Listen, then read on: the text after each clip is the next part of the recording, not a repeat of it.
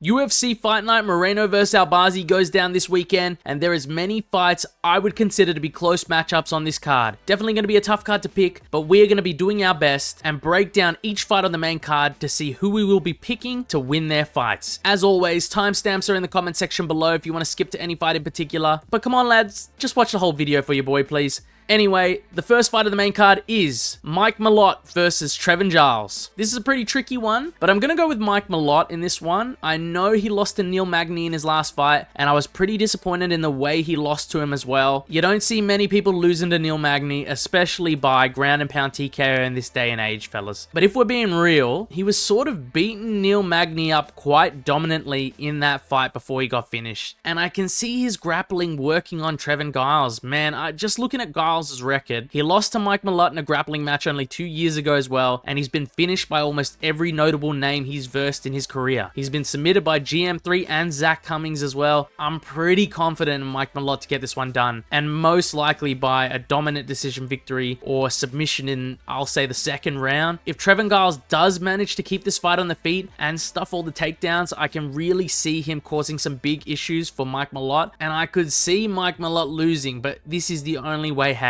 I'll be rocking with Malott to still get this one done, and we move on to Marc-Andre Barriault versus Dustin Stoltzfus. Both guys are coming off of KO losses. Dustin Stoltzfus is coming off his loss to Bruno Ferreira, and Marc-Andre Barriault is coming off of his brutal KO loss to Joe Pyfer at UFC 303. These aren't the cream of the crop level fighters, guys, but they are pretty decent, and I think I would edge this matchup to Marc-Andre Barriault because I think his pressure and cardio are quite good, and he's willing to push the pace against a lot of his opponents. I think his fight with Chris Curtis that he lost by decision was pretty close, and unless you have a really good grappling system or you can stop him like Joe Pyfer did, I can see Marc-Andre Barriault implementing his fighting style pretty well in this fight and winning by decision. I really don't see Dustin Stoltzfus knocking him out. The guy has 2 KOs in his entire career and none are inside the UFC. I'm gonna go with Marc-Andre Barriault to get this one done. Moving on up the card to Caio Machado versus Brendson Ribeiro. I'll be honest guys, I don't know why Caio Machado is a favorite in this fight. Spoiler alert, fellas. I'm gonna go with Brendson Ribeiro to win this one. I could even see him getting a finish in the early rounds of this fight. The reason why I say I don't know why Machado is the favorite over Ribeiro in this fight is because I think he's coming down a weight class. He looked really slow at heavyweight when I do compare him to Ribeiro, but of course his speed could increase because of the weight loss. But I just think he seems pretty sloppy in my opinion. I think Ribeiro is pretty decent on the feet and he's quite explosive. He's also pretty light on the feet when he enters into the striking range. I overall just agree with the common statement I see going around at the moment by a lot of other MMA YouTubers, which is that a lot of the lower weight class fighters in general are more technical and overall more complete fighters when compared to those in the weight classes above them. So this being still a relatively close matchup on paper, I just see Ribeiro getting the better of Machado in this one. I think he's slightly more technical than him and he has the advantages that I've mentioned prior. That's who I'm going with in this fight. We move on to the next fight of the card. Derrick Lewis versus Jhonata Diniz. Now here's the thing you guys, I think Jhonata Diniz is better than Derrick Lewis from a technical standpoint. I also think that there is a decent chance of him winning this fight by being able to outstrike Lewis on the feet with some nice calf kicks and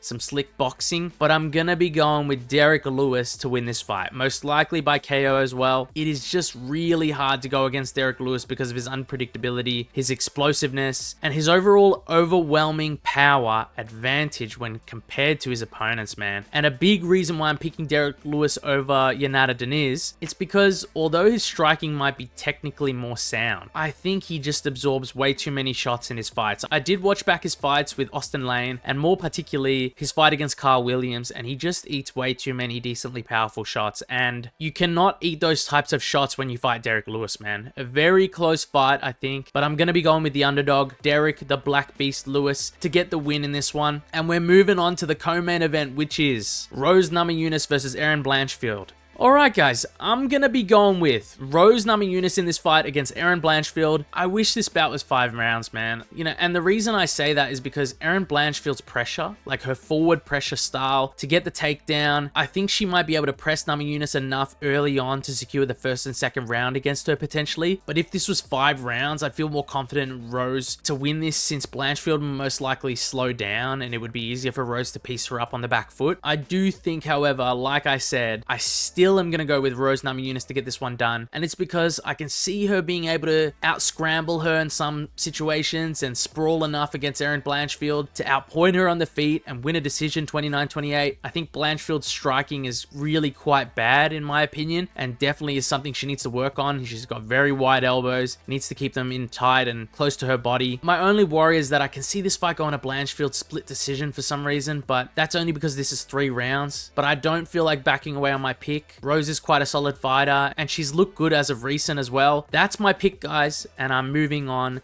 to the main event. Brandon Moreno versus Amir Albazi. I put a poll out for my subscribers for who you guys thought was going to win the main event, and the votes are in, guys, and a larger percent of you thought that Moreno was going to win this fight, so that is the subscribers' main event pick of the card. And I will say this, guys, I totally agree with you, and I think the subscribers' pick and I will be going with Brandon Moreno to get this one done. I think he has the overwhelming 5-round experience over Albazi, and in one of Albazi's 5-round fights against Caio France, I actually thought he lost that fight, and I thought he was awarded a robbery decision. Moreno has had some close fights as of late. The fight against Pantoja, and then his last fight against Roval. Both of those were split decisions against tough opponents, and I don't think Moreno performed like himself either against Roval in their fight. Who knows what it was? Maybe it was the altitude, but we'll never know, man. Anyways, to get past that point, I think the main reason I ended up picking Moreno is that Albazi will be looking into mixing the takedowns with his striking, and I don't see Albazi being able to hold down Moreno for long. And if he is able to, I don't see him being able to get a submission win over him since Pantoja wasn't able to get it. And I rate Pantoja leagues above in the grappling department over Albazi. I also think Moreno will have the greatest success on the feet. He's a good scrambler as well, and his defensive jiu-jitsu and submission defense is great. I like his odds against someone with the style of Albazi, especially over 5 rounds. If this was a 3-round fight, I think this would be a lot closer in my mind, but it's a 5-round main event, so I will be going with Brandon Moreno to get this one done. That's my pick for the main event of this card, guys, and that wraps up my predictions for UFC Fight Night Moreno vs Albazi. I just want to say thanks for watching the video, guys. If you made it all the way to the end, I just want to let you know that I appreciate you, and I really do love making these videos, and I would like to continue making them. I'm currently in the process of making 2 new videos on random topics I like to think about. They're regarding the UFC, so stay tuned. The recap for the fight night should come out the day of as well, if not the day after the fight night, and that's if I'm busy on the weekend. Anyways, like I said before, thanks for watching, guys, and see you guys next time.